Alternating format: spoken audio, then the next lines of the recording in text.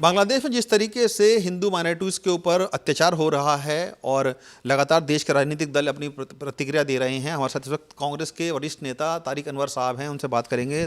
अनवर साहब, जिस तरीके से बांग्लादेश में हिंदुओं के खिलाफ अत्याचार हो रहा है, हमने देखा दीपू दासगुप्ता किस तरह मौत कर दी गई है, उनकी हत्या कर दी गई है और बहुत ऐसे इंसिडेंट सामने आ चुके हैं पिछले कुछ समय में। क्या लग रहा है आपको कि क्या बांग्लादेश में हिंदू सुरक्षित नहीं रह गए हैं बिल्कुल भी? देखिए, ऐसा तो नहीं कहा जाएगा, लेकिन ये बात सही है कि जिस प्रकार से हिंदुओं पर कुछ संप्रदाय की जो कट्टरपंथी लोग हैं, जो सांप्रदायिक शक्तियाँ हैं, वो जिस प्रकार से उनके खिलाफ एक माहौल बनाने का प्रयास कर रहे हैं, वो ख़तरनाक बात है और उसकी सारी दुनिया में उसकी निंदा हो रही है। हम लोग भी उसकी निंदा कर रहे हैं, भारत भी निंदा कर रहा है। और बांग्लादेश के अभी चूँकि वहाँ लोग जिसको कहते हैं लोग अभी वहाँ जो सरकार है वो लोकतांत्रिक ढंग से चुनी हुई सरकार नहीं है। मेरा ख्याल है 12 फरवरी को उनका चुनाव होगा और लोकतांत्रिक सरकार बनेगी। हमारे विदेश मंत्रालय को चाहिए कि लगातार उनके ऊपर दबाव बना के रखे कि ऐसी घटना आगे ना हो, इस बात की कोशिश होनी चाहिए। कांग्रेस पार्टी किस तरीके से देखती है पूरे इंसिडेंट को? सर, जो भी बांग्लादेश में स्थिति हो रखी है, क्या असेसमेंट कांग्रेस पार्टी का है कि क्या, क्योंकि भारत के साथ लगातार रिश्ते खराब होते जा रहे हैं, तो उनके क्या भारत की विदेश नीति बांग्लादेश के साथ कुछ ठीक नहीं बैठ पा रही है, या कट्टरपंथी जो ताकतें वो ज़्यादा मजबूत हो रही हैं भारत के अगेंस्ट में वहाँ पर? ये बात तो सही है कि देखिए, अफसोस की बात यह है कि हमारा जो विदेश मंत्रालय है वो सक्रिय नहीं है, यूँ कहा जाए, या उसकी जो भूमिका है वो सही ढंग से नहीं है। हमारे जितने पड़ोसी देश हैं वो सब हमसे नाराज़ हैं किसी न किसी कारणवश। तो ये बड़ी चिंता का विषय है कि भारत एक तरह से पूरे इस एरिया में, एशिया के इस क्षेत्र में, साउथ एशिया में अकेला पड़ गया है। हमको अपनी विदेश नीति पर गौर करना पड़ेगा, सोचना पड़ेगा और उसको ठीक करना पड़ेगा। हर देश से हमारे संबंध सीधे, अच्छे, ठीक ठाक हो, ये हमारी कोशिश चाहिए।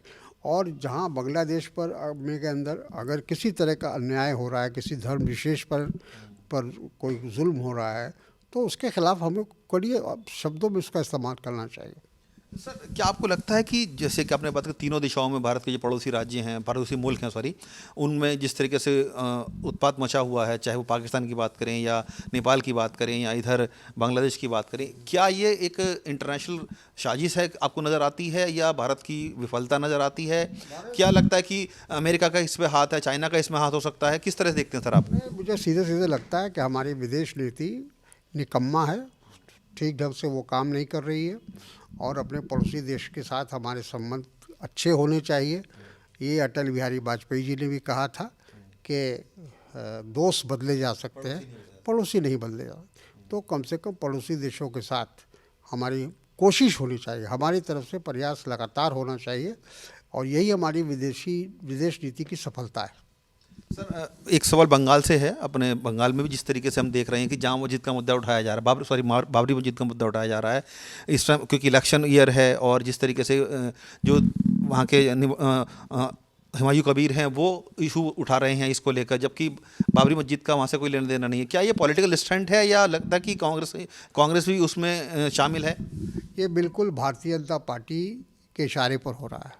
भारतीय जनता पार्टी को ये सूट करता है और आपको जानकारी होगी कि हुमायूं कबीर जो इस का नेतृत्व कर रहे हैं इस पूरे आंदोलन का, वो भारतीय जनता पार्टी के लोकसभा में उम्मीदवार थे भारतीय जनता पार्टी से। तो उनका सीधा संबंध भारतीय जनता पार्टी से रहा है। तो वो सारा ये काम अंजाम दे रहे हैं वो भारतीय जनता पार्टी के नाम पर दे रहे हैं और उनको लगता है कि इसको करने से बंगाल में, आसाम में, सब जगह हमको राजनीतिक फ़ायदा मिलेगा। भारतीय जनता पार्टी ये समझ रही है। चुनावों को देखते हो आपको लगता है कि ये मुद्दा उठाया जा रहा है? चुनाव के बाद देखिएगा ये समाप्त हो जाएगा। जैसे जो आप देखते हैं ना कि हर चुनाव में, कहीं चुनाव हो, महाराष्ट्र में हो, बिहार में हो, यूपी में हो, दिल्ली में हो, घुसपैठिया का नाम लिया जाता है। अरे घुसपैठिया आ गए, घुसपैठिया आ गए। तो सिर्फ चुनाव तो घुसपैठिया रहते हैं, चुनाव के बाद वो घुसपैठिया कहाँ चले जाते हैं पता नहीं। क्या ये सर जो ममता बनर्जी है उनको डैमेज करने के लिए एक ये पॉलिटिकल स्टंट माना जा रहा है, या फिर कांग्रेस को डैमेज करेगा? किसको डैमेज करेगा सर, या जो वहाँ की लेफ्ट पार्टी है उनको डैमेज करेगा? तो एक साजिश है सेकुलर ताकतों के खिलाफ। भारतीय जनता पार्टी हमेशा ही काम, जैसे बताया ना आपको, घुसपैठिया, बिहार का चुनाव हो रहा था तो घुसपैठिया आ गए अब चुनाव ख़त्म हो गया तब घुसपैठिया कहाँ चले गए भाई। और जो वो वहाँ वोट SIR हुआ तो एक घुसपैठिया मिला वहाँ, एक गिनती का। तो ये सारा चीज़ प्रोपेगेंडा भारतीय जनता पार्टी कराती है चुनाव के लिए, और चुनाव के बाद फिर सब कुछ उनको ठीक हो जाता है। बाबरी मस्जिद का मुद्दा आपको ज़्यादा काम करेगा नहीं आपके हिसाब से लगता? नहीं, वो भारतीय जनता पार्टी उसको इस्तेमाल करेगी, नहीं करेगी ऐसा नहीं है। वो नुकसान करने की कोशिश करेगी कि वहाँ के जो सेकुलर ताकतें हैं, चाहे ममता बनर्जी हो, कांग्रेस हो, कम्युनिस्ट हो, उनको कैसे डैमेज किया जाए, उनके वोट बैंक को कैसे उस पर हाँ कब्जा किया जाए, ये उनकी कोशिश होगी। उसका एक तरीका उन्होंने ये देखा कि बाबरी मस्जिद की इशू को उठाया जाए। तारिक अनवर साहब थे जिन्होंने खुलकर बात की है, चाहे वो बांग्लादेश का इश्यू हो या भारत की इंटरनेट पॉलिटिक्स हो या दिग्विजय सिंह का वो मैटर जिसमें वो RSS की तारीफ करते नजर आ रहे हैं, खुलकर अपनी बात रखी है।